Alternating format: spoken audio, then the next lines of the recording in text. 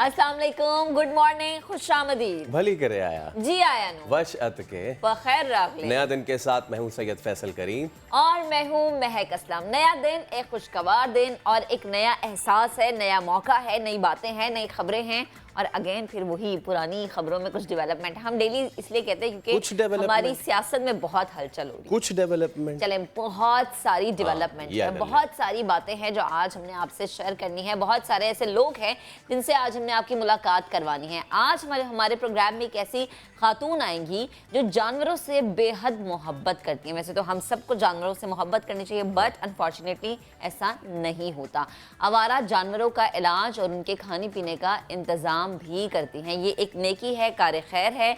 अगर लोगों के अंदर एहसास होना फैसल, तो मुझे लगता है हर दूसरा शख्स से काम करता है। कभी कभी ये सोचता हूँ कि बाहर के ममालिक में जाएं तो कुत्ते बिल्लियों को वो कितना ज़्यादा, मतलब कभी भी मुझे वहाँ पे सख्त-गजीदगी के वाक़यात नहीं आते। सिर्फ हमारे यहाँ ही है कि इसको काट लिया, ऐसे काट लिया, क्यों?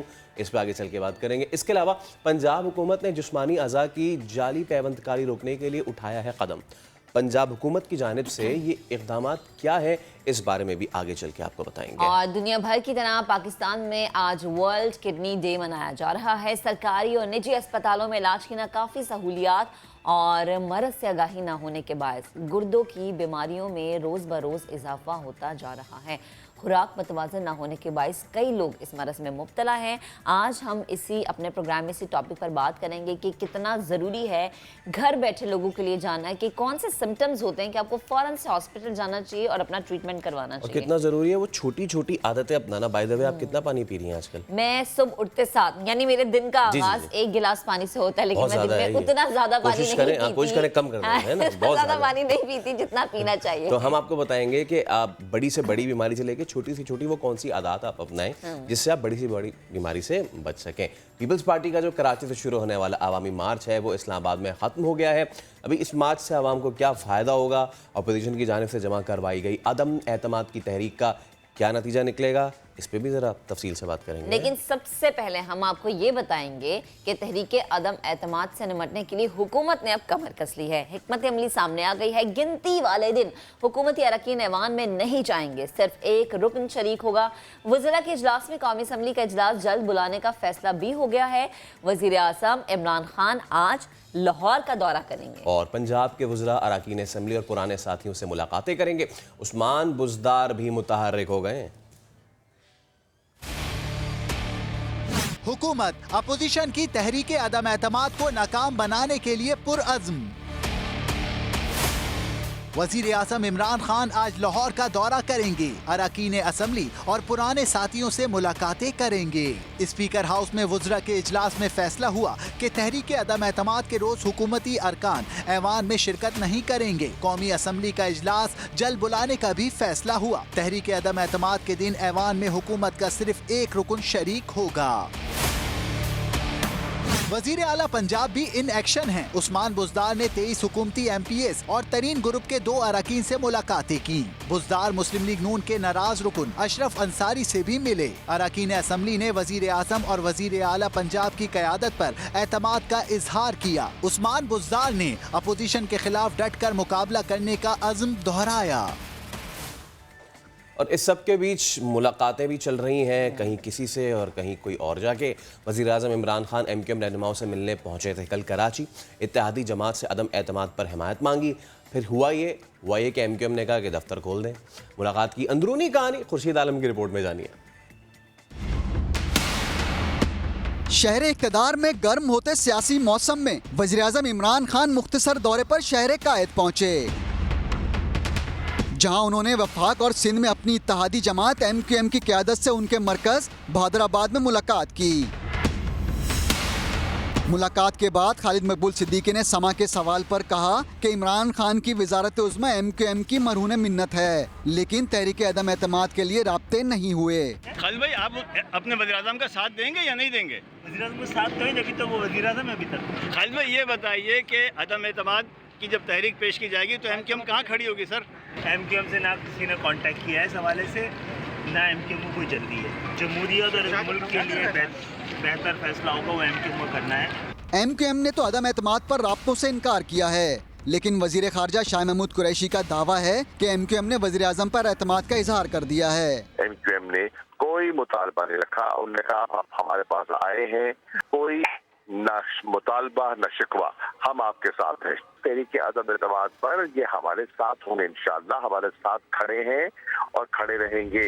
हुकूमत और इत्तेहादी तो अपना अपना मौकिफ दे रहे हैं, लेकिन जराए का कहना है कि बहादुराबाद आमद पर वजीर आजम और खालिद मकबूल सिद्दीकी में जो मुकालमा हुआ उसमें इमरान खान ने कहा कि हालात आपके सामने हैं, MQM का साथ चाहिए, MQM ने हमेशा साथ दिया है। इस मौके पर खालिद मकबूल सिद्दीकी ने शिकवा किया कि उनके पार्टी दफातर अब तक नहीं खुले हैं, जिस पर इमरान खान ने कहा कि आपके दफातर जल्द खुल जाएंगे, हम अदम एतमाद की तहरीक को कामयाब नहीं होने देंगे। तो खान साहब ने आसिफ अली जरदारी को टारगेट नंबर 1 करार दे दिया है। वो कह रहे हैं कि आसिफ अली जरदारी का वक्त आ गया है, मकसूद चपड़ासी वाले को भी जेल में डालेंगे। मौलाना फजल रहमान को एक बार फिर मुख्तलिफ अलकाबात से पुकारा गया। पहला मेरा टारगेट होगा जिसके ऊपर बड़ी देर से, जो मेरी बंदूक की नशिस्त पे बड़ी देर से उसके ऊपर आया हुआ, वो है आसिफ अली जरदारी। टारगेट होगा ये जालिम आदमी जो पुलिस को इस्तेमाल करता है, लोगों को मरवाता है, गुंडों को इस्तेमाल करता है, जुल्म करता है, चोरी करता है। जरदारी सिस्टम में हर चीज के ऊपर कमीशन खाता है, सारी दुनिया में बाहर पैसा भेजता है। लेकिन जरदारी जब तुम्हें नैब बुलाती है तो कमर में दर्द हो जाती है। आसिफ जरदारी तुम्हारा वक्त आ गया, तुम्हारा वक्त आ गया। ये हाथ मेरे आजमाए हुए। दूसरी तरफ आपने देखा होगा मकसूद चपरासी वाला। कौन है वो मकसूद चपरासी वाला? मकसूद चपरासी वाला शोबाज, जूते पॉलिश करने वाला, बूट पॉलिश करने वाला,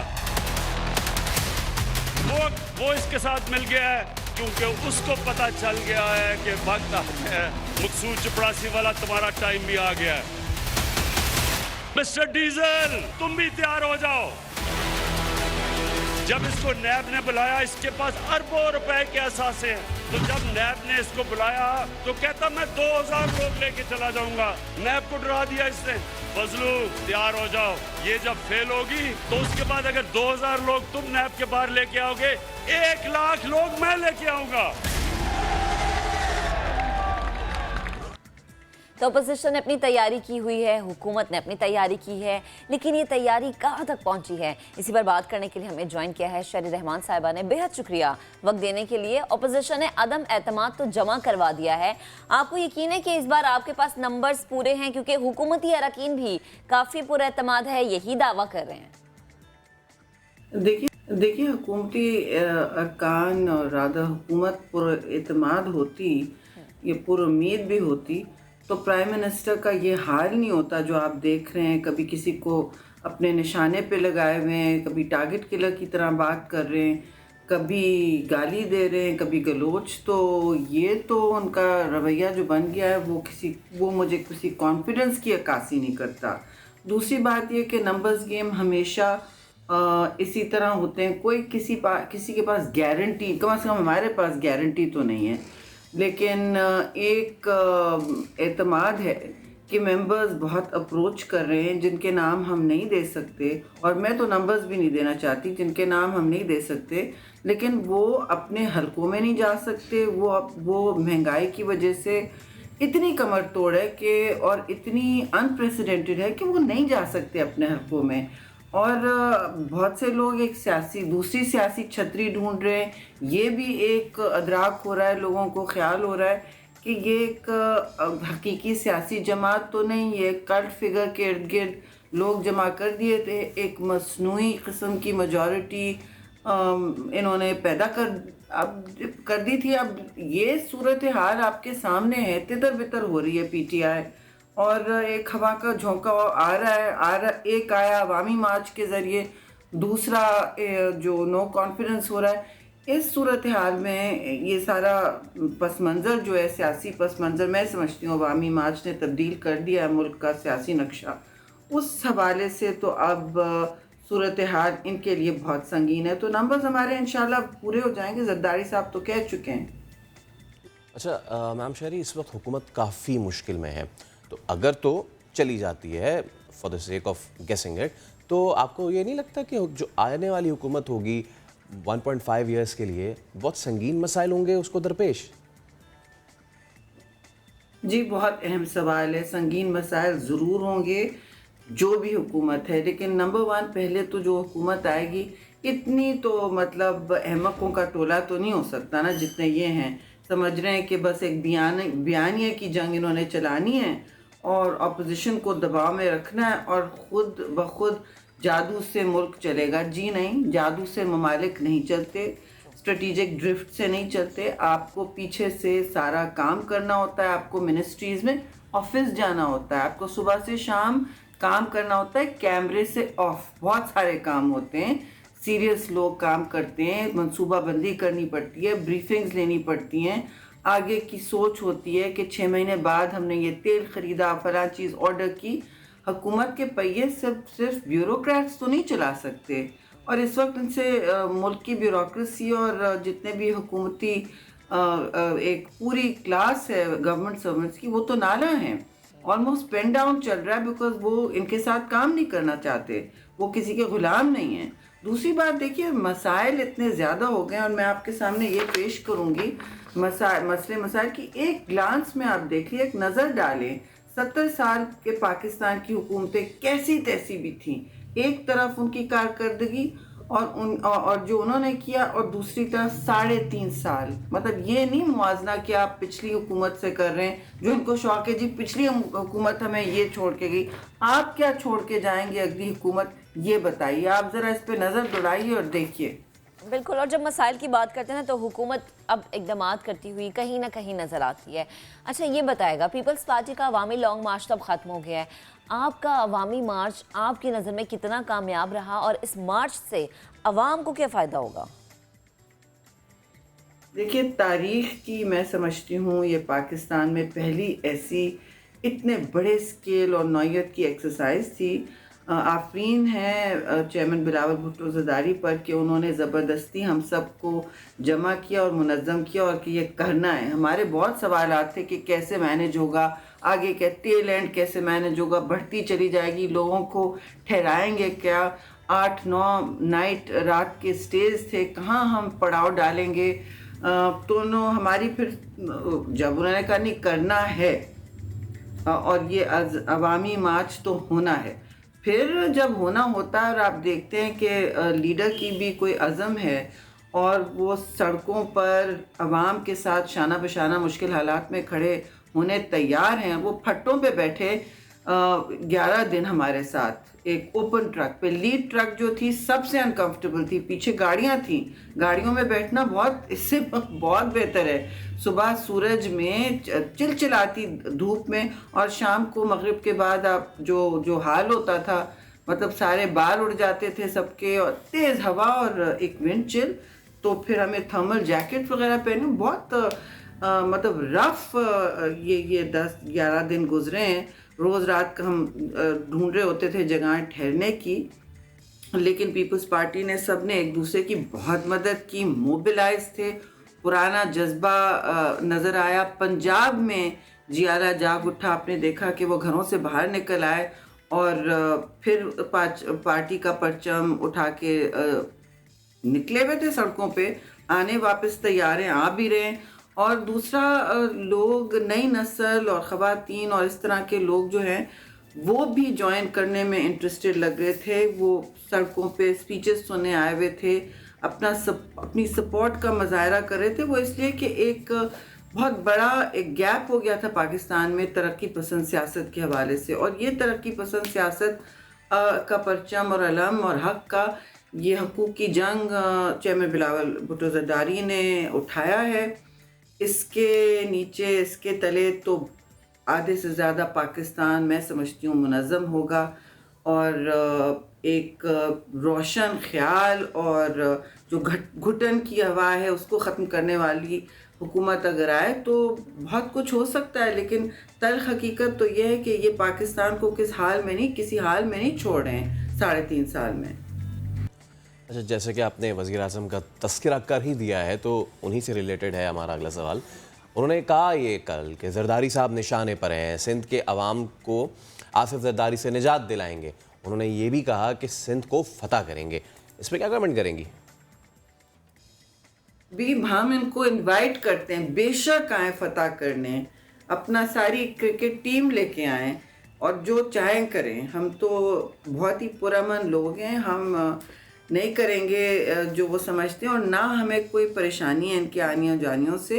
इनको बहुत इनके असाब पे सवार हो गया है, ना सिर्फ ये अवामी मार्च लेकिन जरदारी साहब के जो फॉर्मूले चलते हैं सियासी वो उनको खटक रहे हैं। और इन्होंने अब देख लिया है कि मुलाकातें हो रही हैं, उनके जो इत्तेहादी हैं वो भी सोच में लगे हैं कि अब हमारा मुस्तकबिल क्या है। लोग अपना मुस्तकबिल देख रहे हैं, सियासी मुस्तकबिल इनके साथ नहीं हो सकता। कितना भी है सियासी मुस्तकबिल किसी हकीकी सियासतदान का कैसा भी हो इनके साथ नहीं है और वो जाहिर है दूसरी सियासी छतरी ढूंढ रहे हैं। जरदारी साहब इस काम में बहुत शातिर हैं और उनको निशाने पे डालना, क्यों भाई टारगेट किलर आप बने हुए हैं। इस तरह की बातें, मेरे हाथ में की जंजीर टूट गई, बस जंजीरों से क्यों डरते हैं? हम तो नहीं डरते जंजीरों से। ना जरदारी साहब वो तो मतलब एक ख़ास एग्ज़ाम्पल हैं, एक अलामत हैं, मर्द हुर उनको कहा जाता था। इस किस्म की ब्रेवरी की कि वो खड़े रहते हैं। वो 12 साल मतलब जेलों में रहें, उन्होंने एक दफ़ा कोई लचक नहीं दिखाई, किसी किस्म की सौदाबाजी नहीं की, पाकिस्तान पीपल्स पार्टी की साख को बरकरार रखा। हमारा सर फ़ख्र से बुलंद रहा कि उन्होंने कोई जेल के से बाहर निकलने की डील नहीं की किसी के साथ, किसी बैकडोर से डील नहीं की। और मोहतरमा शहीद की शहादत भी आपके सामने है। हम वो पार्टी नहीं है जो धमकियों से डरते हैं, बल्कि धमकियों से तो और पीपल्स पार्टी आगे आती है और जियाला जाग उठता है। और जरदारी साहब भी जियालों के जियाले हैं बिल्कुल। ठीक, शहरी साहिबा बेहद शुक्रिया वक्त देने के लिए, गुफ्तगू करने के लिए। ज़रा आगे बढ़ते हैं। लीगी नायब सदर मरीम नवाज़ की बात करते हैं, जिन्होंने वज़ीर आज़म इमरान खान को निशाने पर ले लिया। ट्विटर पैगाम में तंज के तीर बरसाए, लिख रही हैं कि सब्र करो, हौसला करो, अदम एतमाद में अभी कुछ दिन है, अभी से हथियार फेंककर अपोजिशन की नशस्त पर आ गए। सब्र करो, हौसला करो की तनकीद की गई है लीगी नायब सदर मरीम नवाज़ की जानिब से खान साहब को। और वो कह रही हैं कि अभी कुछ दिन बाकी हैं, उसके बाद देखा जाएगा कि ऊंट किस करवट बैठता है। कुछ बैन अक़वामी मंजरनामे में नज़र डालें तो यूक्रेन पर रूसी फ़ौज की यलगार का दूसरा हफ्ता है। मारियोपोल में मैटरनिटी अस्पताल की इमारत पर फ़िज़ाई हमला किया गया, 70 अफराद ज़ख्मी हो गए। अमरीका और बरतानिया ने इसकी मजम्मत की। अक़वाम मुत्तहिदा के सरबराह ने बमबारी बंद करने का मुतालबा भी कर दिया। जंग बंदी के लिए तुर्की की सालसी में पहले आला सतह के मुज़ाकरात आज अनातोलिया में होंगे। रूस और यूक्रेन के वज़राए ख़ारजा वफूद समेत मुज़ाकरात में शरीक होंगे। तुर्क सदर रजब तैयब एर्दोआन का कहना है कि उम्मीद है फ़रीक़ैन मुस्तकिल जंग बंदी पर राज़ी हो जाएंगे। बात बनेगी या नहीं, सरमायाकार ऐसे में मोहतात हो गए हैं। और आलमी मंडी में पेट्रोल की कीमत में नुमाया कमी भी देखी गई है, $132 से गिरकर $113 पर आ गई है।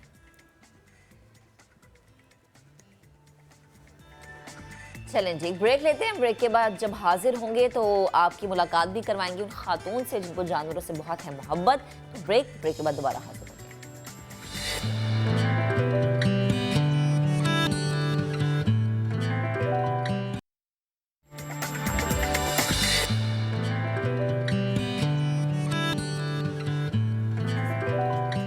Welcome back. तो फैसल, आपको फास्ट फूड पसंद है? नहीं। हाँ, बिल्कुल नहीं, पता नहीं। ये बहुत सारे लोग ऐसा जवाब देते हैं, लेकिन प्लीज़ होशियार रहें। गैर मतवाजन खुराक और फास्ट फूड जो है गुर्दों के मरज़ में आपको मुब्तला कर सकता है। फैसलाबाद की अगर हम बात करें तो 65% नौजवान गुर्दों के अमराज का शिकार हो चुके हैं और फिर अस्पतालों में लंबी लाइन है। अब्दुल अहद की रिपोर्ट आपको दिखाते हैं। बर्गर और पिज़्ज़ा खाने का शौक फैसलाबाद के 30 साला मोहम्मद उमैर को अस्पताल के बिस्तर तक ले आया।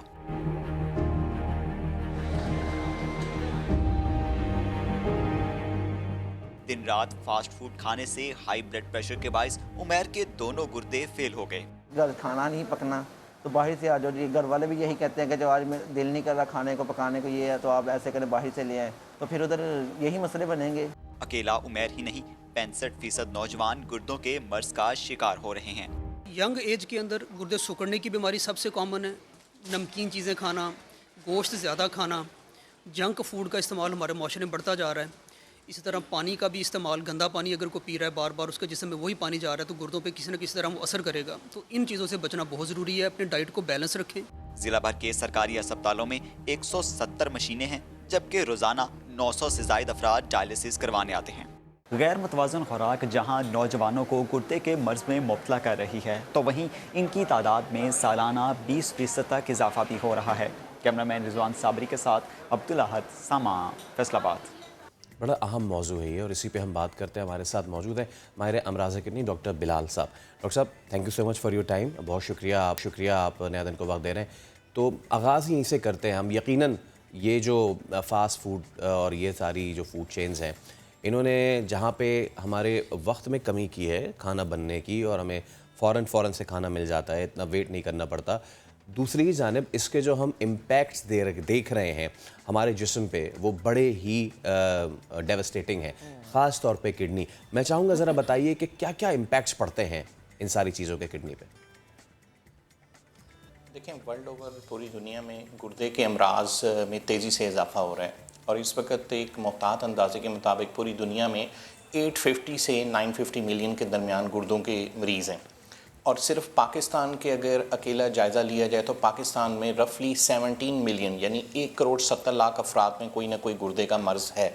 और जो इसमें ख़तरनाक सर्ज देखने आ रही है कि अर्बनाइजेशन की वजह से, फास्ट फूड कल्चर की वजह से, हमारे जो सोशल नॉर्म्स की चेंजेस की वजह से ब्लड प्रेशर और डायबिटीज़ का इंसिडेंस बहुत तेज़ी से बढ़ रहा है। इस वक्त सिर्फ पाकिस्तान में 2019 और 20 के एक सर्वे, इंटरनेशनल डायबिटीज़ फेडरेशन के सर्वे के मुताबिक सिर्फ पाकिस्तान में 19 मिलियन से ज़्यादा डायबिटिक्स हैं। और इसमें वो ख़तरनाक रेशो जिसमें यंग लोगों में ये इसका इंसिडेंस हो रहा है और ब्लड प्रेशर का हो रहा है, वो बहुत तेज़ी से बढ़ रहा है। और जो जितनी भी ये फास्ट फूड्स हैं या गैर मियारी फूड्स हैं या आपके सॉल्ट इंटेक जितना बढ़ रहा है, ये डायरेक्टली और इनडायरेक्टली दोनों तरीके से जो बॉडी के ऑर्गन्स को हार्म कर रहा है, नुकसान दे रहा है। और इसमें स्पेशली जो यंग लोगों के अंदर अनकंट्रोल्ड ब्लड प्रेशर है, क्योंकि जो ब्लड प्रेशर का बढ़ना खुद से गुर्दे के लिए भी और जिस्म के बाकी अज़ा जिनमें हार्ट और आंखें भी शामिल हैं, उनके लिए नुकसानदेह है। और इसी तरह से ख़ास तौर पे जो वाटर इनटेक है हमारी कंट्री में, उस लेवल पे लोग पानी नहीं पीते जो एक गुर्दे को अपने सेहतमंद अफ़ाल करने के लिए दरकार है। कम से कम जो 8 से 12 गिलास एक सेहतमंद शहरी को पीना चाहिए। ठीक। अच्छा डॉक्टर साहब, जैसे हम आप पानी का भी जिक्र कर रहे हैं, हम जब प्रोग्राम स्टार्ट करते यही बात मैं फैसल से भी करी थी कि बल्कि फैसल मुझसे पूछे थे कि पानी पीना कितना ज़रूरी है। और हमें दिन में वैसे तो ये कहा जाता है कि 8 गिलास पानी लाजमी पीने चाहिए, लेकिन पानी इतना नहीं पिया जाता, या तो आप बहुत मसरूफ़ हो जाते हैं या फिर आपकी वो रूटीन सेट नहीं होती। सबसे पहले तो मुझे ये बताएगा कि वाकई क्या हमारे लोगों में ये आदत है कि सुबह उठते साथ वो पानी नहीं पीते, और दूसरा ये कि कम से कम आप कितना पानी रोज़ाना पी सकते हैं। अगर एक शख्स 8 गिलास नहीं पी रहा तो कितना उसको वाटर इंटेक करना चाहिए कि हाँ ठीक है, उसकी जिस्मानी ज़रूरत पूरी हो रही है। देखें, इसमें 2 पहलू हैं। एक वो बंदा है जिसके गुर्दे और हार्ट और लंग्स बिल्कुल ठीक हैं, ठीक है, उसको मिनिमम 8 से 12 गिलास वाटर इंटेक करना चाहिए, क्योंकि जिस्म को अपनी ज़रूरियात को पूरा करने के लिए भी पानी चाहिए। और सेकेंडली, किडनी जिस्म का फ़िल्टर हाउस भी है जो बॉडी के अंदर जितने भी टॉक्सिन मटीरियल्स हैं गुर्दा साफ़ करता है। इसको एक तरीके से आप जिस्म का अकाउंटेंट भी कह सकते हैं, जिसके ज़िम्मे जिस्म में नमकियात का, पानी का तनासुब रखना है। क्योंकि जो भी इंसानी जिस्म में खुराक के ज़रिए फासिद मादे पैदा होते हैं, उनको पेशाब के ज़रिए गुर्दे ने निकालना है। और जितना आप वेल हाइड्रेटेड हैं, आप अपने बेसिकली गुर्दे की मदद कर रहे हैं कि वो अच्छी मिकदार में यूरिन को डाइल्यूट भी करे, बनाए भी, और उसमें फासद मादे निकले, ताकि आपके जिस्म में नमकियात का और पानी का बैलेंस रहे। नंबर 2 पे इसमें दूसरी वो कैटेगरी है जिन लोगों में खुदा न खासा हार्ट के मसल्स वीक हैं या फेफड़ों के, ज़ारी बात है उनके ऊपर ये रूल अप्लाई नहीं करता। वो अपने मालिज की एडवाइस के मुताबिक वाटर या लिक्विड इनटेक को मैनेज कर सकते हैं। लेकिन for a normal person at least 8 to 10 glass of water should be taken a day.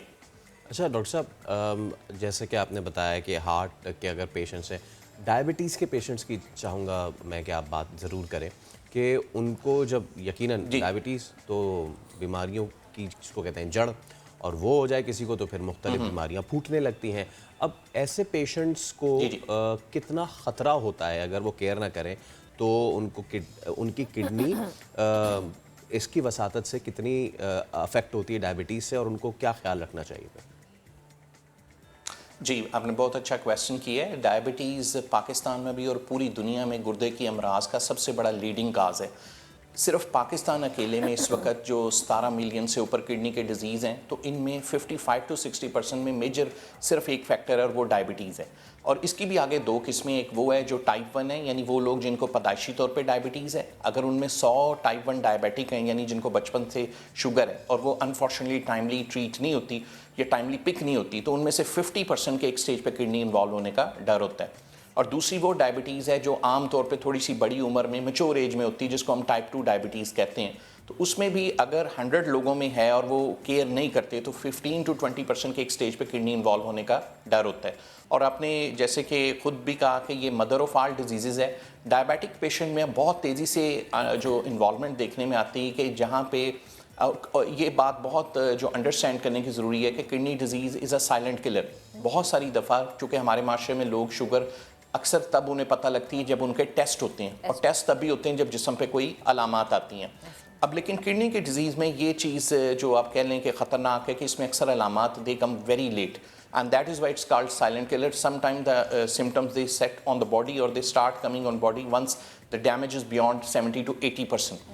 और ख़ास तौर पे मैं समा के तवस्सुत से जो अवामुन्नास को ये बताना भी चाहूँगा कि आपके वो लोग जिनके फैमिली में शुगर का मसला है, जिनके वालदेन में शुगर या अनकंट्रोल्ड ब्लड प्रेशर या किडनी डिजीज़ है, एटलीस्ट उनके जितने हेल्दी फैमिली मेम्बर हैं उन्हें भी अपने साल में एक दफ़ा डायबिटीज़ का और किडनी का टेस्ट ज़रूर करवाना चाहिए, ताकि उसका ऑब्जेक्टिव ये है इसको अर्ली तौर पे स्क्रीन किया जाए। और अगर खुदा न खासा किसी को ये प्रॉब्लम है या उसकी शुगर कंट्रोल नहीं है या पेशाब में प्रोटीन आ रही है या उसका इम्पैक्ट किडनी पे आ रहा है, क्योंकि ये ज़रूरी नहीं है कि यूरिया क्रेटिनिन ही हाई हो। जो डायबिटीज़ है किडनी को इवन माइल्ड प्रोटीन से लेके फुल ब्लोन रीनल फेलियर तक अफेक्ट कर सकती है। और ख़ास तौर पे एक और जो चीज़ अहम है, बहुत सारी दफ़ा हमारे माशरे में, बल्कि ये मैं समा के तवस्सुत से ये भी एक थोड़ा सा ताकि जो लोगों को बेनिफिट हो सकता है, अक्सर डायबिटिक पेशेंट्स में जब किडनी इन्वॉल्व होता है, किडनी की ताकत गिरने के सबब जो हम मेडिकली जिसको डिक्रीज़ इन ग्लोमेरुलर फिल्ट्रेशन कहते हैं, अक्सर वो लोग जिनकी शुगर 300-400 से ऊपर रही हो यकदम नीचे आ जाती है, जिसको हम सूडो कंट्रोल ऑफ डायबिटीज़ भी कहते हैं। और वो उनके अपने परहेज़ की वजह से नहीं, बल्कि अक्सर गुर्दे की खराबी का पहला इशारा होता है। अच्छा। सो वो लोग जिन्हें सारी ज़िंदगी अनकंट्रोल शुगर रही है, लेकिन यकदम से इवन दवाई के बगैर या उनकी दवाई की मिकदार कम हो गई है, तो एटलीस्ट उन्हें अपने किडनी का टेस्ट ज़रूर कराना चाहिए, ताकि ये रूल आउट किया जाए कि ये जो रिडक्शन हुई है कहीं किडनी की वीकनेस के सबब तो नहीं हो रही है। सही है। अच्छा डॉक्टर साहब, किडनी में स्टोन अब हम देखते हैं बड़ा नॉर्मल सा है कि जी पथरी हो गई है, और एक नहीं बहुत ज़्यादा पथरियां हैं, तादाद ज़्यादा है, क्योंकि मैं अपनी फैमिली में पर्सनल एक्सपीरियंस कर भी चुकी हूँ। इसकी क्या वजह है? और बहुत सारे लोगों को तो उस वक्त पता चलता है इसका जब वो आपको अंदर तंग करना शुरू कर देती है। जी देखिए, अगेन इसमें भी पथरियों की आगे डिफरेंट टाइप्स है। कुछ some people they have familial tendency, यानी कुछ लोगों की फैमिली में जेनेटिक्स में कुछ ऐसी चेंजेस हैं कि जहाँ पे incidence of stone formation very high है। लेकिन कुछ आपके अपने इंडिविजुअल फैक्टर्स पे भी मुनसर है कि आपका मीट इंटेक कितना है, आपका सॉल्ट इंटेक कितना है, और आपका ख़ास तौर पे हाइड्रेशन स्टेटस कैसा है। जैसे पाकिस्तान जैसे मुल्क में, पाकिस्तान में, इंडिया में, यहाँ पे स्टोन का इंसिडेंस इसलिए भी ज़्यादा है कि एक तो एटमॉस्फेयर जो हमारी है ये गर्म मरतूब एरिया है, और दूसरा वाटर इंटेक्स नहीं उतना है। ख़ास तौर पे हमारे मुल्क में वो लोग जो धूप में या बाहर काम करते हैं, बहुत कम लोग हैं जो 8 से 12 ग्लास वाटर इंटेक कर पाते हैं। और तीसरा, अब जैसे जैसे फास्ट फूड ज़्यादा होती जा रही है, इसकी वजह से यूरिक एसिड इसका लेवल भी बढ़ता जा रहा है। तो वो लोग जिनको ज़िंदगी में ख़ास तौर पे यंग एज में एक दफ़ा स्टोन बना हो, उनको 50% चांस होता है दोबारा स्टोन बनने का। और ये भी, इसमें भी वैसे तो बहुत सारे अवामल शामिल हैं, लेकिन जो इंसानी इख्तियार में है कि एटलीस्ट आप अपना वाटर इंटेक को इतना इंश्योर ज़रूर करें ताकि आपके गुर्दे को आसानी हो, जो फासद मादे उस तक आते हैं उनको पेशाब में निकालने के, ताकि वो सैचुरेट हो के किडनी में बैठ ना जाएं, ताकि वो जो छोटी कंक्रीशन है स्टोन की शक्ल ना लें। बिल्कुल डॉक्टर साहब, वैसे कहा जाता है कि जो किडनी है ना, ये बिल्कुल लोबिया के शेप का होता है, और बहुत से लोगों का कहना है कि जी अगर आप ये जो ख़राब खाना खाते हैं इसको हटाएं और ये इस तरीके के जो खाने, पल्सेस है, ख़ास तौर पे लोबिया है, ये खाएं तो इससे आपकी किडनी स्ट्रांग होती है। मैं चाहूँगा ज़रा इस पर भी बताएं हमें क्या खाना चाहिए और किस चीज़ से अवॉइड करना चाहिए, सो दैट हम इस चीज़ को अपने अच्छा कर सकें, ख़ासतौर पे उन लोगों के लिए जो ऑलरेडी किसी डिजीज़ से, किडनी डिजीज़ से गुजर रहे हैं। देखें ये बहुत अच्छा क्वेश्चन आपने किया है। देखें गुर्दा जिस्म के फासिल मादों को फ़िल्टर करने का काम करता है, और अगर आप उसकी मदद करना चाहते हैं तो इसमें बहुत ज़रूरी है कि आप एक बैलेंस्ड डाइट का इस्तेमाल करें। बैलेंस डाइट से मुराद ये है कि आपकी डाइट में अच्छी मिकदार में वेजिटेबल्स, फाइबर डाइट शामिल हो, आप लिक्विड अच्छी मिकदार में लें, और अपने किडनीज़ को बहुत ज़्यादा प्रोटीन इंटेक से ओवरलोड ना करें। प्रोटीन इंटेक में स्पेशली जो आपके जितने मीट प्रोडक्ट्स हैं उनको एक महदूद पैमाने तक इस्तेमाल करें, क्योंकि जितना ज़्यादा आप हैवी मिकदार में प्रोटीन्स हैं, चाहे बारबेक्यूज़ हैं, चाहे फ़िश है, मटन है, हैवीली लेते हैं, एक तो उससे यूरिक एसिड तो बढ़ना ही बढ़ना है, लेकिन आप अपने किडनी के ऊपर प्रेशर भी डाल रहे हैं, क्योंकि उसी ने उसको उसके नतीजे में जो ब्रेक डाउन प्रोडक्ट्स बननी हैं, जिनकी वजह से बॉडी में यूरिया और नाइट्रोजिनस वेस्ट मटेरियल्स प्रोड्यूस होने हैं, वो किडनी ने ही बॉडी से फ़िल्टर करना है। सो आप उसके ऊपर उतना लोड डालें जो उसके लिए आसान हो निकालना।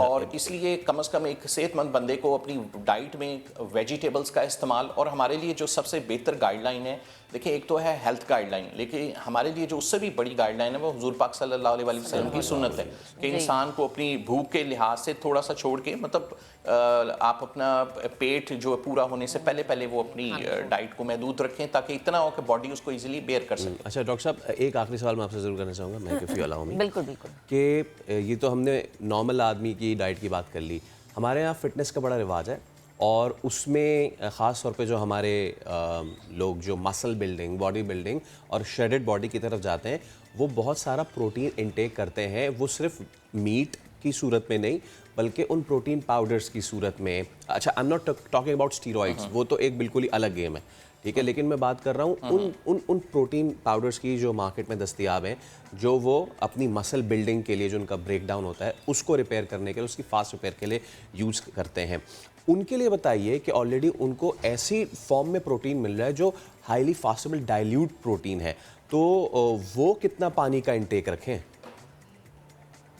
They should increase further water intake, क्योंकि उसकी रीज़न है आप जितनी भी प्रोटीन ले रहे हैं। अब प्रॉब्लम ये है कि बहुत सारे लोग जो जिम करते हैं या हैवी एक्सरसाइज करते हैं, डेफिनेटली उन्हें मसल बिल्डिंग के लिए प्रोटीन चाहिए, लेकिन उनमें से कितने % ऐसे लोग हैं जो वो लेने से पहले अपने किडनीज़ का ताकत को चेक करवाते हैं, या उनको ये पता होता है कि उनके किडनीज़ उसको फ़िल्टर कर सकते हैं? बहुत थोड़े लोग हैं, बल्कि ना होने के बराबर हैं। और इसमें आइडली तौर पे before taking the protein they should talk to their doctor, और they should take the opinion from any good consultant whether their body can bear the protein which they are taking. उसकी reason ये है कि बहुत सारी दफ़ा underlying kidney disease silently चल रही होती without any symptom, and you overload your body with high amount of protein which instead of giving benefit आपके गुर्दे को रही से ही उसकी पावर के ऊपर और बुरा असर डालती है। नंबर 1।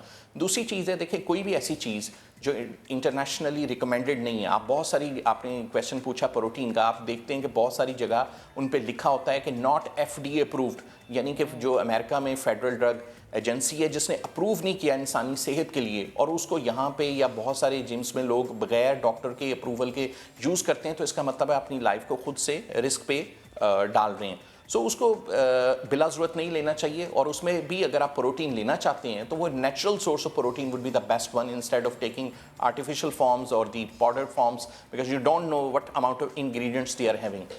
ठीक, डॉक्टर साहब बेहद शुक्रिया गुफ्तगू करने के लिए, और जितने लोग हमें सुन रहे थे, देख रहे थे, प्लीज़ अगर कुछ भी आपको अपनी बॉडी में चेंजिंग फील हो रहा है तो जाएं, एक दफ़ा ज़रूर टेस्ट करवाएं। आगे बढ़ते हैं, आपको बताएं कि कथक रक्स बलूचिस्तान का एक रिहायशी अहमद, उसके दिल में घर कर गया है। पैरों में घुंघरू बांधे अहमद अपनी ही दुनिया में मगन है, अपनी ही दुनिया में झूम रहा है। मुजीबुल्लाह रिपोर्ट करेंगे। यूं तो रक्स हर अंदाज़े बयां को तौकीर की मंजिल तक पहुंच जाता है, मगर कथक रक्स का इनफराद हमेशा दिल मोह साबित हुआ। कोयटा का अहमद इब्ने सकीना भी कथक पर दिल हार बैठा और बलूचिस्तान का पहला मर्द कथक डांसर बन गया।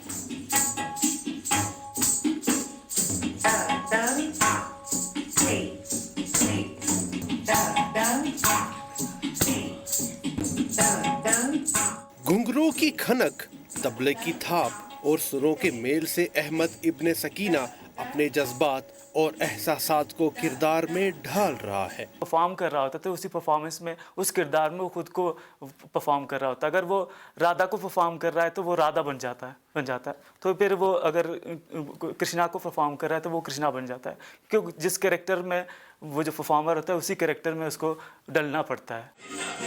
कथक रक्स ने अहमद इब्न सकीना की जिंदगी जहां बदल डाली, वहीं इसे मुआशरे के पस जहन लोगों की तनकीद के निश्तर का भी सामना है।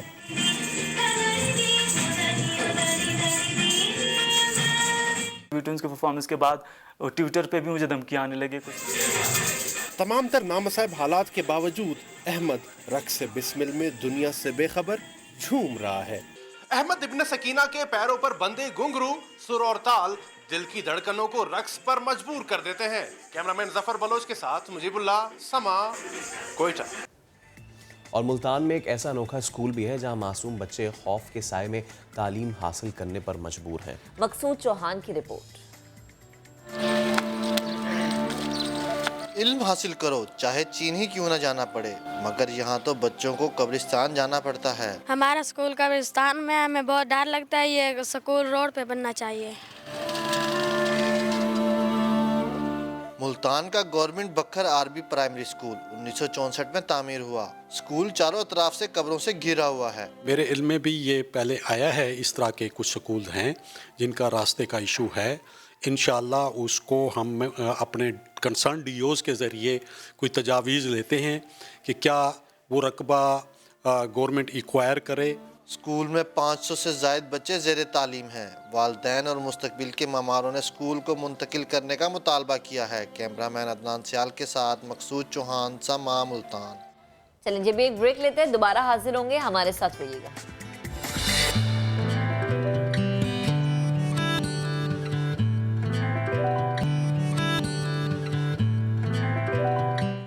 Welcome back. अच्छा, वैसे महक आपको पता है कि जिस दुनिया में बहुत सारे दिन मनाए जाते हैं, माओ कालमी दिन, अभी खातीन कालमी दिन गुजरा, इसी तरह आज है 10 मार्च। आपको पता है आज कौन सा दिन है? Awesomeness day.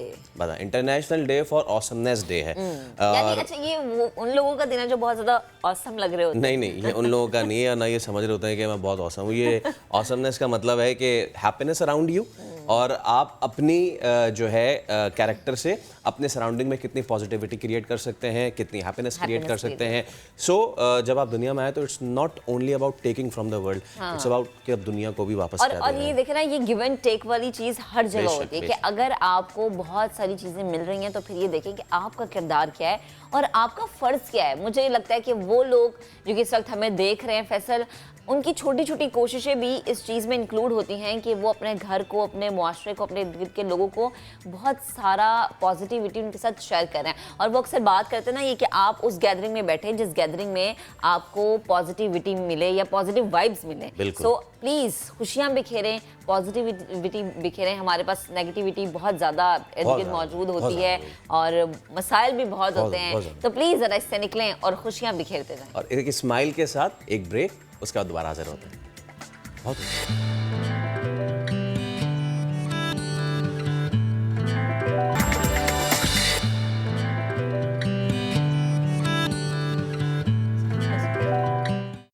Welcome back. अब मसला ये है कि जब हम ट्रांसप्लांट ऑर्गन्स की ट्रांसप्लांट की बात करते हैं, बहुत सारे लोगों को अवेयरनेस नहीं है, शऊर नहीं है, जिससे इतने सारे मरीज़ हैं जिनकी जान बचाई जा सकती है वो नहीं हो पाती है। एक चीज़ तो ये।